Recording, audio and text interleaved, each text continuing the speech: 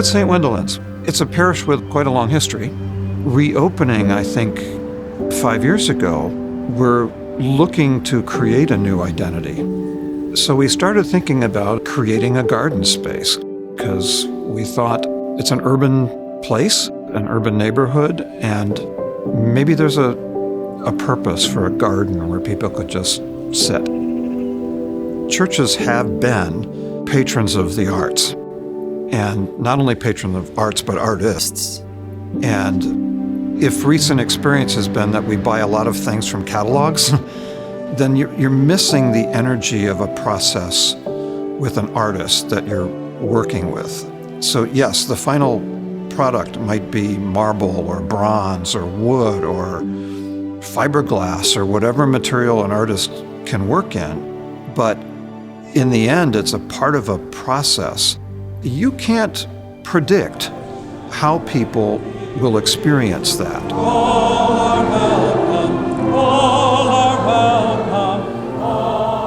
I've known Sandro for a long time, and I know his style, and I thought he would be a person that would do something in a style that people here in this community would appreciate.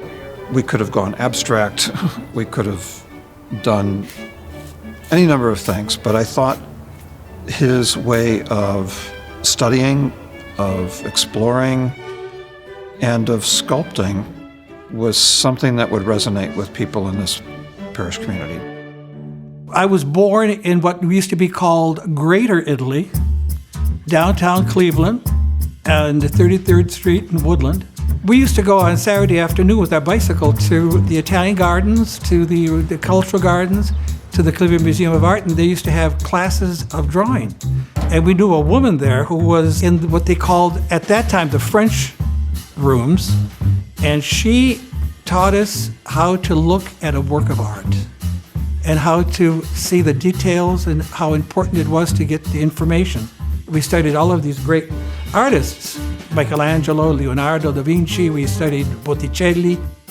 And these are things, when you're young, they just bowl you over because they're so magnificent. We grew up in that environment. My parents being born in Europe, we felt that we were basically European. And so we decided that to go on to Europe. When we got to Italy, it was like, I'm home. But a friend said, why don't you study restoring, which would be really up your alley, and you can make a lot of money that way. So they introduced me to a person by the name of Marcello Lanci, who had one of the finest studios in Via dei Greci in Rome. And I went and I studied with him for a couple of years. I had to clean paintings and all that. And he told me, why don't you get yourself some clay and learn about sculpture, because we have to restore statuary also. And I opened up a book, and there was the head of Minerva with the helmet on, and so I reproduced it in clay. My cousins came to my apartment for tea and coffee, and so my aunt asked me, what are you working on? I said, well, I'm working on a piece of sculpture. She said, oh, can we see it? I uncovered it for them. And my cousin, who was a psychiatrist, said, you're a sculptor. You don't know it, but you're a sculptor. And a professor then asked me if I would study with him at the Academy of Fine Arts in Bologna. When I first started, I was assigned a block of marble by my professor, and it went from amber into white. And it was magnificent. It was a beautiful quality marble. I thought about it, and I saw it. It was the god of winds, Aeolus. I wanted to go back to America, and so my aunt asked me if I would do a Holy Family for Christmas, which would be something that they could remember me by. And so I did, and it was a little group about this big. I left it at the factory where they had done it in ceramics, and they had glazed it and everything else. And it was taken to the City Hall in Fayence, where they were having an exhibit called the Masters of Fire, meaning ceramists. And this piece won the first prize. And they called me into City Hall, and they said, we plan on doing a Holy Family for the Pope in Rome, which was John Paul II, out of ceramics. It took me a year to create the Holy Family. It's now in the Vatican, in the collection of the Pope. And the Pope, actually, there's photographs of it, where the Pope went to my Madonna and he knelt in front of her and he kissed her hands and he kissed the Christ child. So when I came back to Cleveland, they did the statue of St. Mary in Hudson, Ohio, and the marble statues of the Annunciation outside the church. I went with a friend of mine to the Italian Cultural Gardens because they were having a concert. And Joyce Mariani was the president. And she said, you're a sculptor? I said, yeah. She said, I'd love to see some of the work that you've done. And she wanted me to think about doing something about Dante for the Italian gardens. So we met several times and we talked about it. And then I made a sketch. And the next thing we knew, we were doing it. The unveiling of the statue, Mayor Jackson was there, who unveiled it.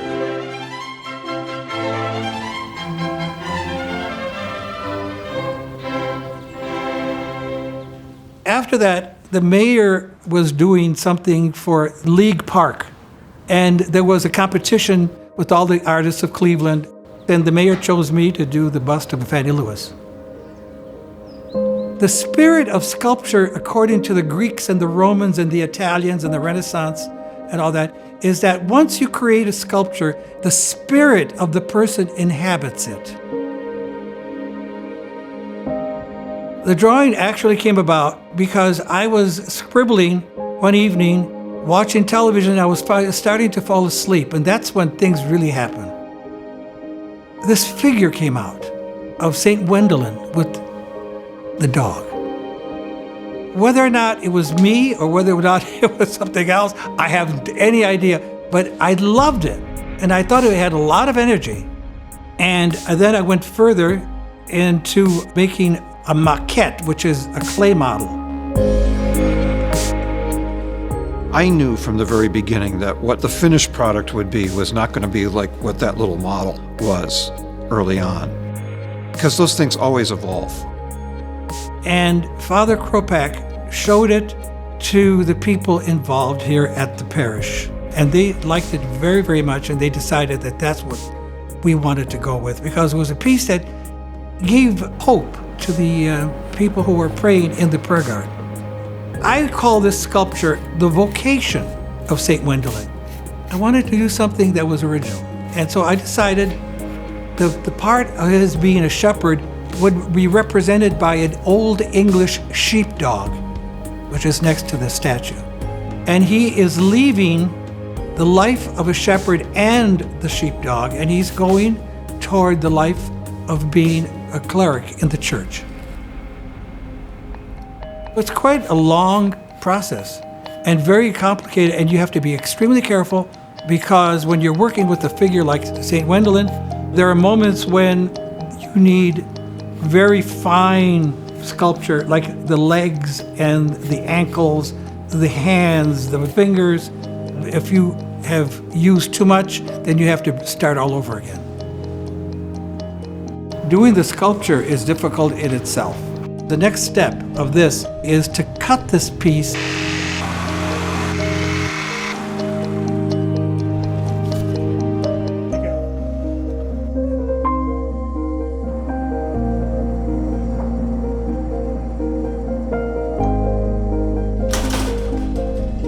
Then when it comes here to the foundry, it has to be not only gated and straightened out and everything else, and then molded. And out of the molds, then they will pour in it a certain amount of red wax.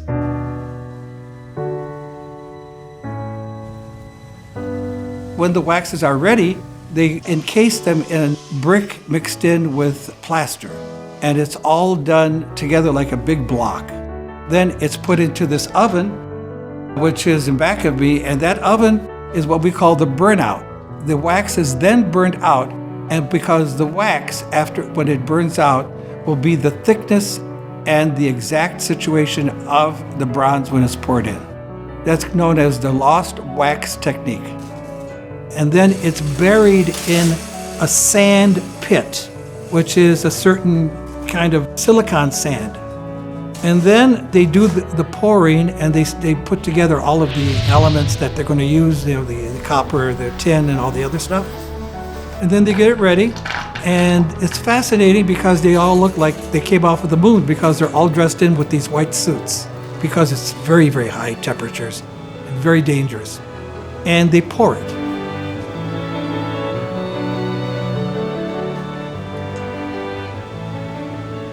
And what happens after they finish pouring the last piece is that we sculptors always break open a bottle of champagne and wish it the very best of luck. Then in about 3 to 5 days, they unbury each piece, they crack open the mold, and then they start cleaning it with brushes and with all kinds of things to get to the bronze. And they start getting it ready to be welded together, the pieces. And that's when the statue starts taking place, and then they keep on working on it. It's a very difficult and long process.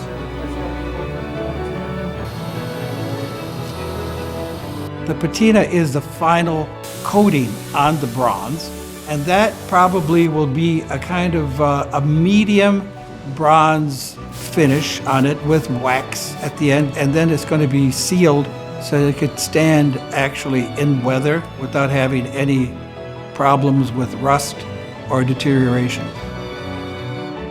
Greek pieces and the Roman pieces have lasted for thousands of years. If St. Wendelin will last 1,000 years, it would be great. If not, hey, just the way it goes. I won't be around to see it. You leave your work to posterity, and this is one of the things about being a sculptor.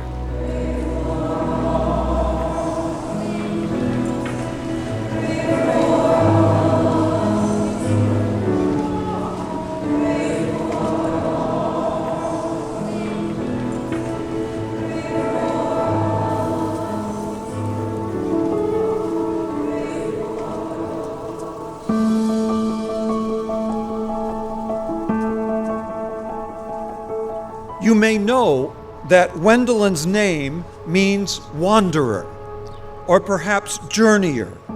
And so we honor this patron of ours, who journeyed from Scotland to the territory of Germany, who went from shepherd to hermit and to a leader of others who sought union with Christ.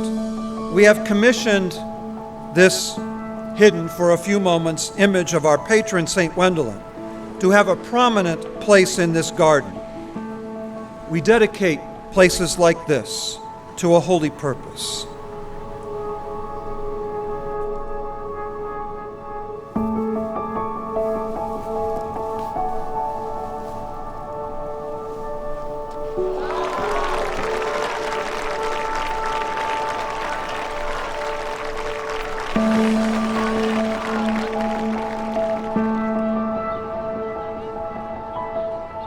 Rarely today do you see sculptors working in this style. You will see that Sandro pays a lot of attention to the expression of the figure. Most particularly, the eyes are really alive. There's a kind of a spark of living presence in the statue, which is I think, I would say, pretty much a hallmark of his style. Also, there's a kind of a living presence there.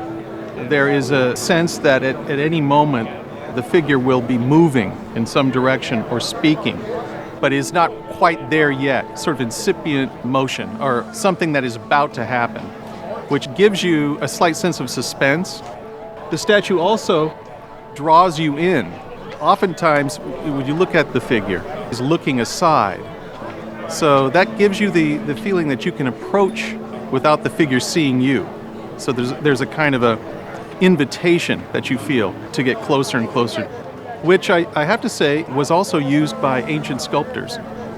It's a wonderful, wonderful example in the modern day, today, 2017, of a very ancient Western tradition that goes all the way back to ancient Greece. I think Sandro was able to capture that movement of being led by the Word of God into this new life that he probably felt himself ill-prepared for. And yet still bearing that sign of his life as a shepherd, the sheepdog, with him, but that very determined look in his face that God has called me to something new. And I like that as an image for this parish community. We're rooted in a past, but God has a future for us too. We're not static. Statues can look very static, but they can also have this kind of internal energy. So I'm hoping people will even explore more than that when they view it, experience it, touch it, that they'll feel some of that energy that it is captured in bronze. The three things I consider important: head, hand, and heart. The head means it has to be intellectually interesting. It's got to say something to you. Hand is the technique. It's got to have perfection of technique. And then it has to have heart. It's got to have emotions. It has to awaken something inside you. Being a sculptor means that you have to leave something behind for posterity, to live after you're gone. I don't know what will happen here, but someone will go and will touch that bronze, will hold that book that St. Wendelin holds in his hand, looking for guidance or inspiration or something. And you can't prepare anybody for that. That's what art does. And it's not up on a wall where you can't touch it. It's not far away where you can't experience it. You can walk right up to it. You can touch it. You can feel it. You can do it now when it's nice and warm, and you can come back when it's 10 degrees below zero and touch it and freeze your hand. It's got that permanence. It will be, like any good art, it will be a growing experience for people as they have time to spend with it. None of that an artist can prepare you for or can do. It just happens.